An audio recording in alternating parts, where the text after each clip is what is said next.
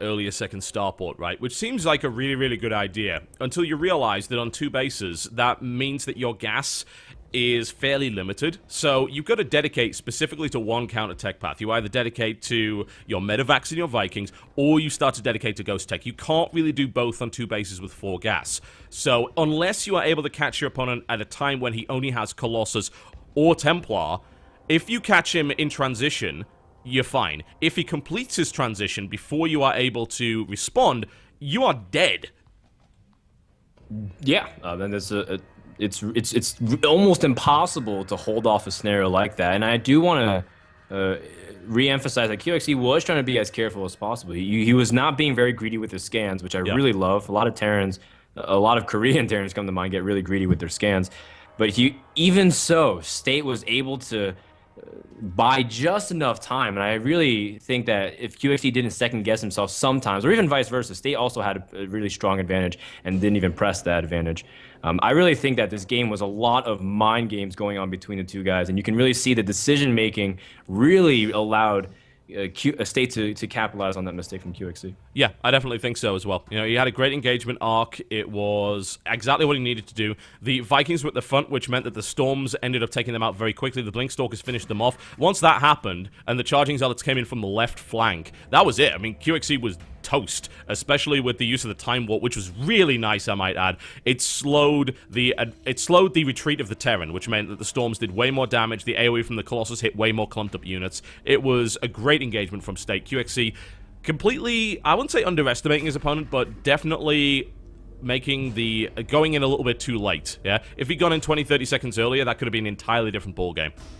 I do want to emphasize, too, that just like you were talking about the gas intake of Terran, it also limits their upgrades. Yeah, and Protosses are valuing their upgrades almost more than their army per se in the mid-game. Yes. You can see constant Chronos. Double Forge is so popular right now in the matchup. Having 2-2 and really nice Guardian Shield positioning and organization on his army also really helps State in that position. Yes, absolutely. That was an interesting game. It was really odd how it actually played out the way that it did, but you can definitely see the logical steps and the decisions that actually led to it. We will be going to Game 3 very shortly. State is taking a comeback right here against the mighty Titan of QXE. Let's see if he can pull that one off or whether that was a flash in the pan. We'll find out after this break, folks. Do not go anywhere. This is SHOUTcraft America.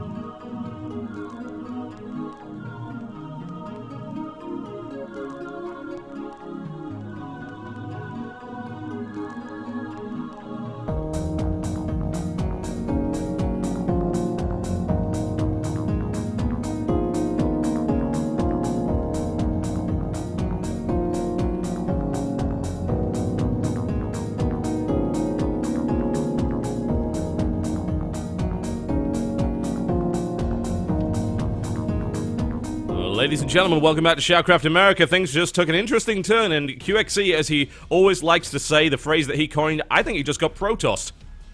That's one way to put it. I also feel like QXC just hesitated a little bit too much in that mid game, considering, pulling SCVs is always, just like you were saying, Totalbiscuit, is at risk. If you don't do damage at that moment, especially considering when Storm was finishing, then it all goes for naught. And I really feel like QXC, you also left really early, and I'm wondering if he's a little bit tilted by the fact that he knows he missed his window of opportunity, and that could play into game number 3. It could be a case. I mean, I don't think that his GG was really, it's not exactly an intra rage quit or anything like that. He completely lost that engagement in the worst possible way. But I definitely think that there was an element of being pissed off at yourself. When you GG in that kind of scenario, you hate yourself. You're like, I screwed up bad. Let's just get this over with. Let's not drag it out. Let's go to the next game.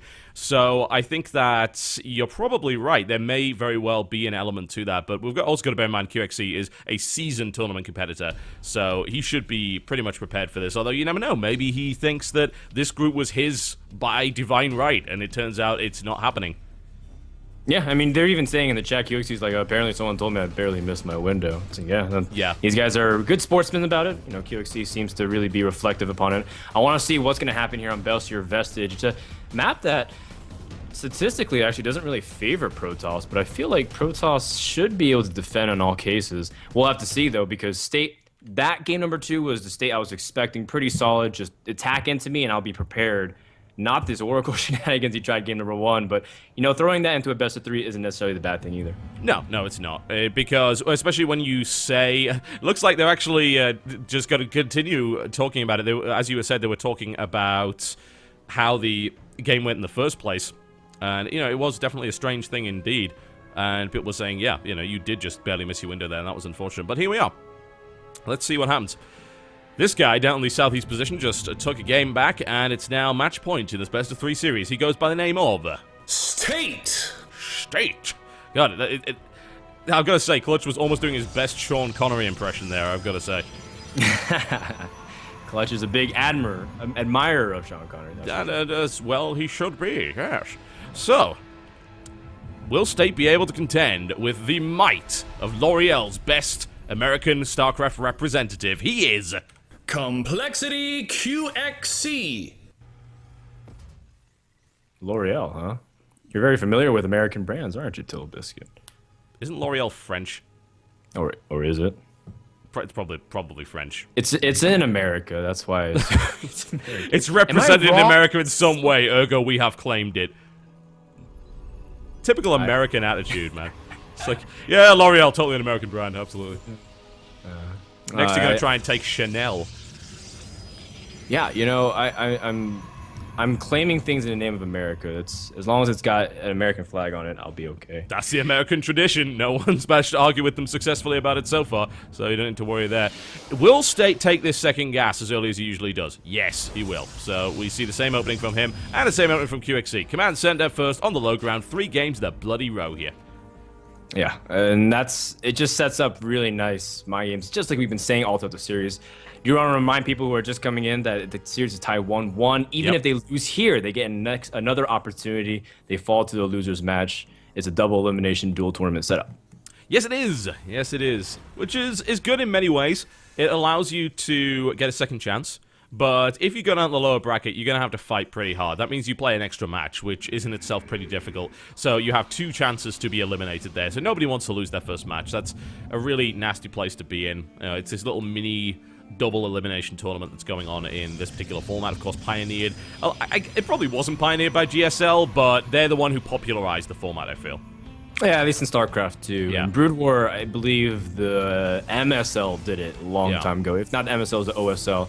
And it was a very popular format back then as well. I'm really glad it made it come back because, honestly, if I have to be frank, the old GSL format was a little bit convoluted. Sometimes you would have 9 to 10 set matches because it was you win one game and then you move up, but the winner would play the loser and the loser would play the other winner. Yeah. And it was kind of like a complicated drama. Yeah, it very much was. I think the cool thing about Duel Tournament is that it also resolves the traditional problems of a group stage format in that determining who actually advances from the group can sometimes be a controversial process, and we see stuff like the coin flip issues at the recent DreamHack pretty much prove that without a shadow of a doubt. Oh man, the coin flip. Oh dear. Yeah, you have to honor the flip, but at the same time, you have to respect the power of the flip. You shouldn't summon the coin unless you're in desperate need of decision making. This is a rule that me, Mr. Bitter Rotterdam said. Don't provoke the coin. Yeah, definitely don't provoke the coin. The coin is a vital but very powerful tool, and the last thing you should do is anger it. And we do see a scouting SE here from QXC trying to see if he can get some early information. Nope. Maybe any proxy stargates. Again, being very meticulous in covering all corners of the map. Yeah, I like that. QXC's being deliberately cautious because, and I think it's because of game 1 actually. Like, he thought he knew what was coming at him, and he didn't. But he was able to blind counter it anyway. But that kind of throws you. You think, hang on a second, this is not, State doesn't usually do this. This doesn't make any sense to me. This doesn't fit into my best laid plans, so I've got to be a little bit more cautious. But this time around, we're seeing State play the same style as he did in game 2. This is the style he's most comfortable with. And I don't know, this could be potentially dangerous for State because it seemed like QXC knew the style. He was reading him like a book, but he screwed his timings up. Yeah? He didn't hit the window he was aiming to hit. And as a direct result, he got caught out by the tech transition.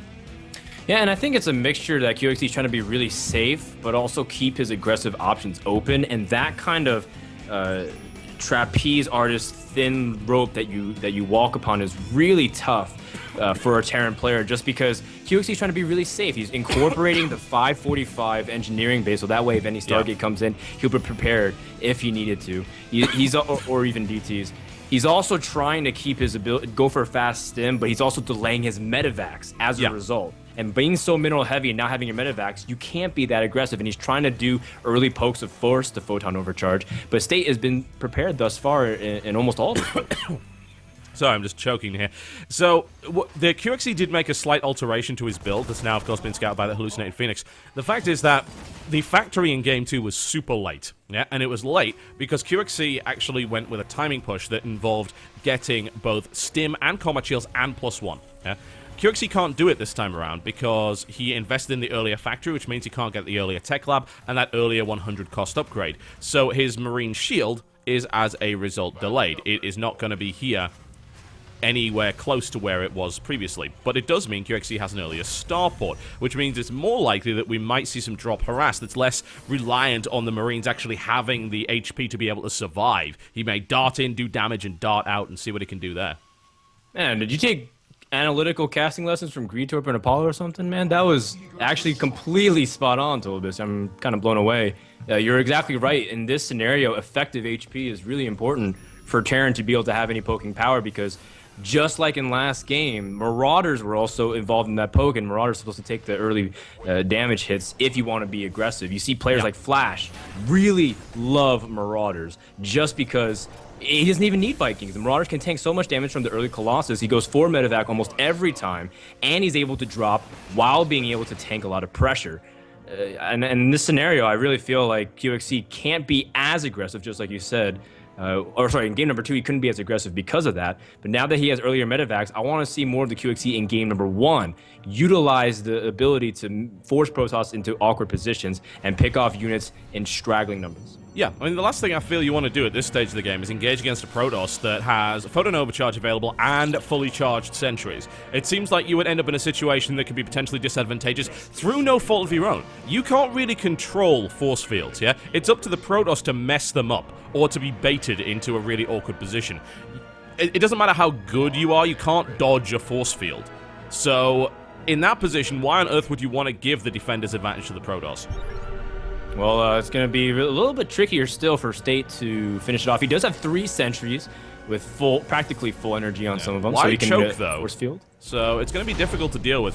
There's the Photon Overcharge. He's stimming it against the Photon Overcharge, which I don't think State actually expected, but the force fields have now gone down, and that didn't really do much at all. The sentry stayed alive. I believe a Zealot died, but That was absolutely fine there for State. He's even got enough energy for another photon overcharge. This is going to be with Medivacs this time around. The second push is going to come in. It's not really timed with anything, although if he waits, it's actually going to... it's +1/+1 is about to finish. This is actually a bit of an anti-timing here for QXE, I think. These Zealots should be able to do a reasonable job, but they are getting slowed down. There's the Time Warp coming in right there, and that photon overcharge pounding away at QXE's army. There's way too many Stalkers for QXE to break here. Yeah, absolutely, and QXE, his Fury forces are coming in one by one, single file. QXE needs to eject from the situation, does immediately back away while his third has finished.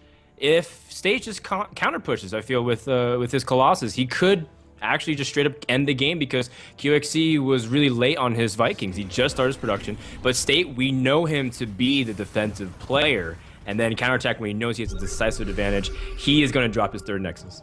It's really strange not to see QXE dropping. You know? I know it's a little bit harder against Protoss these days because of Photon Overcharge, but really, it seems like the kind of thing that would have made sense. We talked about it earlier, the reason why it was perhaps not a great idea to push. And yes, he did wait for Combat Shield to finish, of course. But the problem is that delays the push. So your opponent has more Sentry energy, has more Mothership Core energy, and has more upgrades. And we saw the second push landed right as State finished 1-1. So the upgrade advantage was in favor of him. Fighting into a position where Photon Overcharge is available, it just wasn't going to work. It's just kind of surprising to see QXE do that. I never like, I don't like to criticize players because I'm dreadful, so there's no real point in me doing that. But it seems like maybe there would have been other options there that might have worked a little bit better for QXE.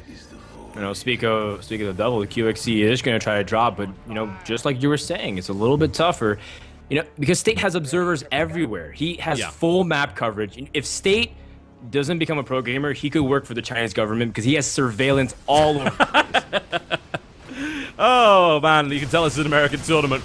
Oh, anyway, QXE is going to take a couple of probes away from his opponent. He can get out here without too much of a problem. Photon Overcharge goes in, takes a couple of hits, no big deal. The Blink Stalkers are not in range right now, so that's not really a big deal. Puts out another scan, knows, that's a really small army you've got there. Like, where's the rest of it? State is actually doing a good job of hiding that, which is nice. His opponent doesn't have full force awareness of what his opponent actually has. And a couple of units killed off there, and he's going to get out. I mean, that harassment didn't do a huge amount, but it did put him slightly ahead economically. The third command center is down, it's mining now, and it is, of course, an orbital. Yep. And now I like this composition way better for QXE if he wanted to start poking, if he wanted to start pushing out. Yeah. We incorporate some Hellbats. But you can see that State transitioned way faster to Storm this game than the last game, only going for 3 Colossus. Last game he went for 4 or 5. And in this scenario, you still have to be kind of cautious because, sure, Hellbats can tank, but Hellbats, after they're the front line. You need the Marines and Marauders in the back to really start adding a big push. Mistake by QXE, and State fully takes advantage of that, blinking in to immediately eliminate his opponent. And now what we have is a situation where, as you said, the meat is coming in, but the transit into Ghost is coming in as well. I'm a bit... At the moment, I'm kind of in two minds about Hellbats in this particular setup here. Nice little Zealot run by is actually going to kill off the missile turret, and then it's going to be eliminated. But I'm in two minds against Hellbats versus Storm, because one, Hellbats have a lot of health, which means they can survive that kind of AoE longer. The flip side is, especially with Time Warp in play, they can't get out, and they've got to be at the front, as you said, otherwise they don't do anything. Nice little scan there. Picks off the Observer, nice and easy. Ooh, little bit of lag. We're actually having throwdown lag out here, so we're just going to call a pause. Alright, okay, so looks like we've lost throwdown. We're gonna take a quick pause, and then we'll make sure that everything works out absolutely fine. And obviously I'll deal with the rest of the cast solo. Many apologies for that. Throwdown looks like he has lost his connection to the game. Everything is lag-free. We will continue. Gonna put you guys out. Alright, cool. Excellent. So, we will resume without throwdown in the game. I don't want to do a resume from replay here because it would be several minutes of nonsense. We're going to be pausing immediately. Thankfully, this did not happen in the middle of an engagement, but we will hopefully be getting throwdown back as quickly as possible. In the meantime, of course, I'll handle solo. I'm going to apologize, by the way. You're probably hearing a lot of pops. My pop shield is... It's got a few problems, yeah? My pop shield needs a bit of Vicodin. Probably needs Vicodin, and probably a little bit of Viagra as well, because it's gone all floppy. It's really unfortunate. I can't actually put it in front of my microphone anymore. So you're going to be seeing a few pops. I'm going to have to buy a new one here, but Yeah, I'm trying my best to make it work, but it's just not. So, yeah, my apologies. Alright, game has been resumed. And let's see how this goes. So the big push comes in, but there is a Warp Prism drop, which is very, very sneaky play here from State. He's actually trying to focus down. He's not going to be able to, but he's trying to pick off the Ghost Academy. That would actually be a massive deal if he was able to do that, but he can't do that right now. In the meantime, State is rolling his forces up to the right here. He has proxy pylons in place so that he can set up a flank.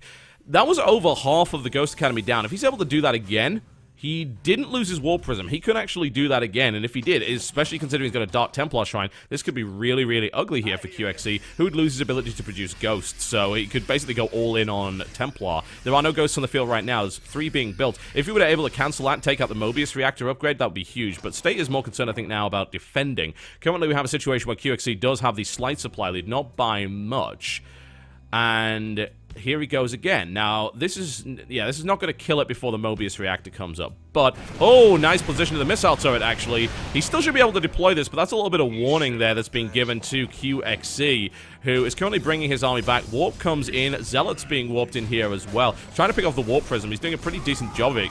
He's not going to lose that Ghost. Ghosts are actually pretty damn good at dealing with lone Zealots. That's not too much of a problem at all. Nicely shut down there, in my opinion, by QXC. That was a really, really nice move. In the meantime, now, State is now rolling out. He's got an Archon out the front. He has got 4 Templar and 5 Colossus. It's a nice composition, but he is up against 12 Vikings.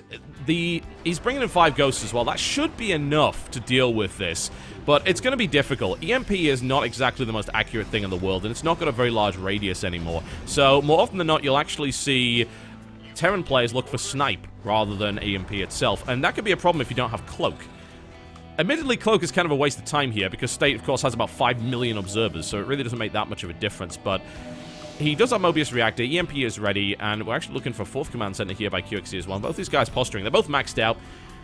QXC, I think, would be wise to wait for 3-3, or at least 3-2 before he engaged, because he does actually have that upgrade lead. He will, there we go, +3 is finished, and +3 is going to finish there as well. He's also looking for +2 ship weapons. This is a pretty good time for QXC to fight, I think, and State is actually surprisingly kind of out of position there. Oh, an EMP lands, and it's a good one as well. A little bit of engagement on the front, quick blink out there. Storm defensively deployed. QXC dodged out of that deftly without too much of a problem. The Hellbats weren't at the front there either, so not exactly an ideal engagement arc there for QXC. Did stim, like, he stimmed his entire army, so that could be problematic, but there is a lot of medevac energy available. It's just the time of getting things ready again. Dark Templar rolling into play. That's interesting. I wonder if he'll actually... maybe he could have picked off the Ghosts with it there, but... Oh, a nice pick-off. He takes out the Mothership core. That's going to be a huge deal. The Hellbats are at the front there trying to tank damage, but he eats a big storm here as well. There's the Blink coming in as well. 3-3 not quite finished for the Protoss army yet, though, and QXC looking to have the firepower advantage in this particular engagement. Goes off and is able to keep up his supply advantage over his opponent. Now, we did see, of course, DTs rolling in from various different directions, but it doesn't look like they made it to the main. There's plenty of defense here on all counts. Stalker trying to pick those off, but we're actually looking for a big drop. This is going to be really unpleasant for State because he can't get to that 3rd base in time. He is, however, going to warp in the High Templar, looking for the feedbacks, and they're big as well. 2 go down immediately. Double more through to the Archon there as well, and there's the warp, and that should be a cleanup without too much of a problem. Great moves there by State against QXC here, and there we go. Archons are now in play, and the Stalker army is going to get there in time. In the meantime, however, a strike on the 4th base without the Mothership core there. He doesn't have any way to deal with that at all. DT's moving it, and he isn't quite quick enough to save it. Nice move with the DTs. Definitely the right position there. They're going to get scanned and killed now, but with the 4th base going down, that is really unfortunate for State. He's still okay, though. He's still very much in this game, and QXC actually has dropped very heavily in supply. He invested a lot in those attacks. The counter-attack is coming. State is almost maxed out. In fact, he is now with 3-3 upgrades, and QXC is not ready for this. QXC could actually lose at this point, depending on how good an engagement this is. We'll see if State decides to wait up. He shouldn't. He needs to go right now. He needs to do as much damage as he can. He's got Archons in the mix. Zealot at the front here. Needs to get the Archons at the front as well. Plenty of feedback available. Plenty of Storm available here as well. Dark Templar being warped in. Here comes the sniping attempt. A Viking goes down. The Colossus does not die in that situation. The shields are very much still up. State looking to try and flank around to the 3rd base here. QXC moving into a defensive location. The longer this takes, the more units QXC manages to get on the field. Dark Templar warping is quickly shut down. That's a little bit of a nasty loss there. Taking out the rocks as well, giving position to QXC. Will he be able to hold on to this? A couple of Zealots now moving in really at random. Oh, that was a mischarge there by State. Not good at all. The supply depot's really screwing with the pathing there. Storm goes down. Oh, nice feedback there, but a snipe coming in as well doesn't actually kill the Templar here. There are 3 more Templar available in this mix as well. This is still looking pretty bad for QXC. Let's see if he can hold on to it. Bunker goes down right now. Needs to get a good engagement arc. Vikings go right into it. Big Storm on the line. Quick retreat here by QXC as he tries to drive this away once again, defending his 3rd base. Needs to pick those Colossus off, but it's so difficult to do considering what he's up against. Another EMP goes down. It's a great EMP right here. Good engagement by QXC, but he is in a choke. He is eating a lot of storm damage. The Archon's getting the AoE on as well, but QXC continues to hold. The 3rd base continues to live, and QXC almost loses a bunch of Vikings there. Storm could have gone down. Defensive Storm actually whiffs there for State. Trying to get aggressive. Another Storm goes down. Just trying to keep those EMPs away. Another EMP goes down. Hits State's army. Big charge comes in here. This will probably be the time when State takes that 3rd base out, forcing a lift. And that was a tense engagement from both sides, but QXC is definitely not on the good end of this right now. He's lost his 3rd base. State's 3rd base is still operational. State's retaken his 4th in the back here. He's got an economic advantage. His upgrades are looking good. And right now, we're looking for yet another good engagement. EMPs go down. They blanket the Archons. The Archons need to be target fired, though. They're still firing with no shields. That is terrible for QXC, taking yet more damage. He forced 112 supply there. Is able to push this back, but to what end? What will he be able to do in this situation? There's another blink coming in, and there's the GG, and State is victorious! He takes it in very much an underdog story, I feel, in that engagement. QXC, the favorite for this group, falling down immediately in the first winners match. Wow. Well, I think that was unexpected for a lot of people. I really do. State played a phenomenal game. QXC made a few too many mistakes, and as a direct result, he allowed State to get into this really comfortable position. And once that happened, well, State was playing within his comfort zone. QXC was trying to do damage. I feel QXC could have dropped a lot more. Again, this is the thing that I've seen in all 3 of these games. That State is not having to deal with drops anywhere near as much as your regular Protoss player would. I mean, it's a great time, especially if you snipe the Mothership Core. You should be dropping all over the place, in my opinion. QXC, of course, knows way more about this game than I do, but from watching that game, it seems like if you don't harass the Protoss enough, you allow them to get up this ridiculous ball of doom. And that's exactly what ended up happening there. However, we should not take away from State, who engaged phenomenally well in almost every scenario. Great storms going down, great feedbacks and defense, making QXC pay for every inch of ground. And the cost eventually was too high.